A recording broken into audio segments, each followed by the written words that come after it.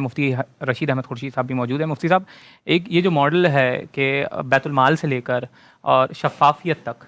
یعنی اس میں بیت المال میں بھی جو شفافیت تھی اور عدالتی نظام میں بھی شفافیت تھی، اس کی تاریخ کیا ہے؟ بسم اللہ الرحمن الرحیم۔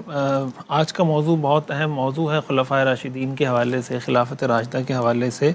رسول اللہ صلی اللہ علیہ وسلم نے ارشاد فرمایا، خیر القرون قرنی ثم الذین یلونہم ثم الذین یلونہم، کہ سب سے بہتر زمانہ میرا زمانہ ہے، پھر اس کے بعد کا زمانہ، پھر اس کے بعد کا زمانہ۔ ظاہر ہے جو خلفائے راشدین کی ہم بات کرتے ہیں، یہ رسول اللہ صلی اللہ علیہ وسلم کے وہ جانثار اور قریبی صحابہ ہیں جن کو رسول اللہ صلی اللہ علیہ وسلم نے دنیا میں جنت کی بشارت عطا فرمائی تھی، بینیم نام لے کر آپ نے جن کو دنیا میں جنتی قرار دیا تھا۔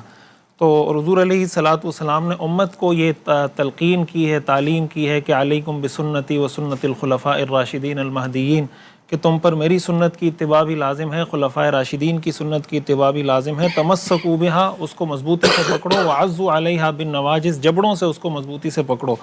تو رسول اللہ صلی اللہ علیہ وسلم نے امت کے لیے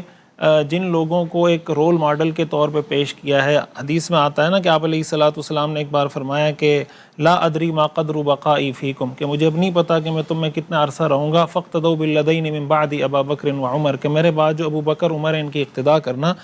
تو اللہ تعالیٰ نے ان سے جو کام لیا، رسول اللہ صلی اللہ علیہ وسلم کی جو ایک لیگیسی تھی، جو نظام آپ دے کر گئے تھے، اس نظام کو اسی نبوی پیٹرن اور فارمیٹ پر جس طریقے سے وہ لے کر چلے، اور دنیا کے اندر انہوں نے جس طرح عدل و انصاف کا چرچا کیا۔ حضرت ابو بکر صدیق رضی اللہ تعالیٰ عنہ جب خلیفہ بنے اور انہوں نے جب پہلا خطبہ ارشاد فرمایا تو اس میں انہوں نے یہ بات کی کہ اطیعونی ما اطاعت اللہ ورسولہ فَإِنْ عَصَيْتُ اللَّهَ وَرَسُولَهُ فَلَا طَاعَةَ لِي عَلَيْكُمْ، کہ جب تک میں اللہ کے رسول کی اطاعت کروں تم میری اطاعت کرنا، اور اگر کسی کام میں تمہیں لگے کہ میں اللہ کے رسول کی مخالفت کر رہا ہوں تو میری اطاعت تم پہ لازم نہیں ہے۔ حضرت عمر رضی اللہ تعالیٰ عنہ نے لوگوں کو یہ بتایا کہ بھائی تم میں اگر میں سیدھے راستے پہ چلوں تو میری اطاعت کرنا، اور اگر میں کوئی کجروی اختیار کروں تو میری رہنمائی کرنا۔ ایک صحابی کھڑے ہوئے اور کہنے لگے کہ ہم اگر آپ نے کوئی غلط فیصلہ کیا ہم تلوار سے آپ کو سیدھا کر دیں گے۔ حضرت عمر رضی اللہ تعالیٰ عنہ نے اس پر کوئی ناگواری کا اظہار نہیں کیا کہ بھئی تمہاری یہ جرت کیسے ہوئی، تم حکمران وقت کے سامنے کھڑے ہو کے تمہیں اس کی رسپیکٹ کا پتہ نہیں ہے، احترام کا پتہ نہیں ہے۔ حضرت عمر رضی اللہ تعالیٰ عنہ نے فرمایا کہ اللہ کا شکر اس بات پر کہ اللہ تعالیٰ نے حضور علیہ الصلاۃ والسلام کی امت میں ایسے لوگوں کو پیدا کیا ہے کہ جو عمر کو اپنی تلوار سے سیدھا کر سکتے ہیں۔ حضرت عمرو بن العاص رضی اللہ تعالیٰ عنہ بڑے درجے کے صحابی ہیں، جب مصر کے گورنر بنے حضرت عمر رضی اللہ تعالیٰ عنہ کے دور میں، تو وہاں پر ان کے بیٹے کا، حضرت عمرو بن العاص کے بیٹے کا کسی کے ساتھ گھڑ سواری کا مقابلہ تھا۔ تو حضرت عمرو بن العاص رضی اللہ تعالیٰ عنہ کے بیٹے پیچھے رہ گئے، دوسرا آدمی وہ جو مصری تھا وہ آگے نکل گیا۔ اس پر حضرت عمرو بن العاص کے بیٹے نے ان کو تھپڑ مارا یا کوڑا مارا، کچھ مارا، وہ شکایت لے کے پہنچ گئے حضرت عمر رضی اللہ تعالیٰ عنہ کے پاس۔ حضرت عمر رضی اللہ تعالیٰ عنہ کو جب پتہ چلا تو مصر سے آپ نے جو گورنر مقرر کیے تھے حضرت عمرو بن العاص، ان کو طلب کیا اور ساتھ اس مصری کو بھی بلایا، اور جب وہ حاضر ہو گئے تو اس شخص کو کہا کہ حضرت عمرو بن العاص کے بیٹے نے تمہیں کوڑا مارا تھا، تم بھی کوڑا اٹھاؤ اور اس کو میرے سامنے مارو۔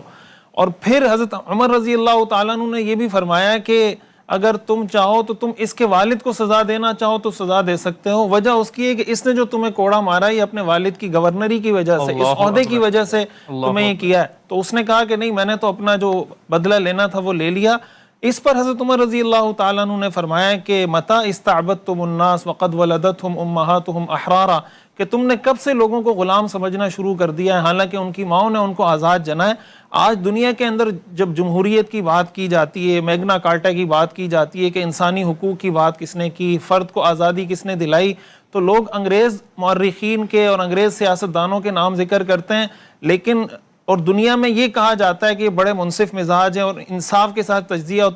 تجزیہ کرتے ہیں چیزوں کا۔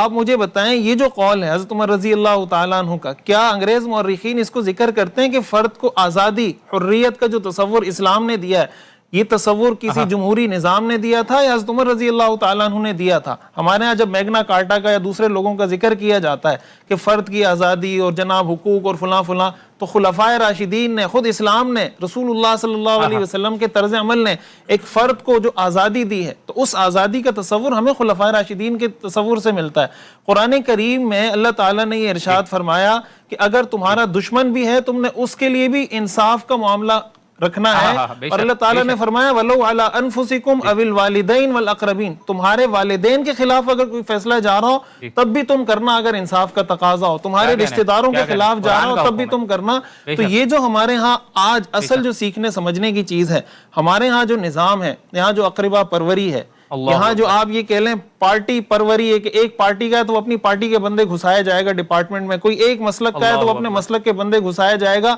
اس سے صرف نظر کہ یار ملک کو کس چیز کی ضرورت ہے, اس عہدے کے لیے اہل کون ہے, لیکن یہ میری پارٹی کا ہے, میرے چچا کا بیٹا ہے, میرے مسلک کا ہے, میرے فرقے کا ہے, تو بس میں اسی کو آگے بڑھاتا رہوں اور پھر ہر آدمی رونا روتا رہے کہ یار ملک تباہ ہو گیا, ادارے تباہ ہو گئے. تو ہمیں خلافت راشدہ سے بیسکلی جو سبق اور میسج لینا چاہیے وہ یہ کہ ان اللہ یأمرکم ان تؤدوا الامانات الی اہلہا, کہ جو جس عہدے کا اہل ہے وہ عہدہ وہ منصب اس کے حوالے کر دیا.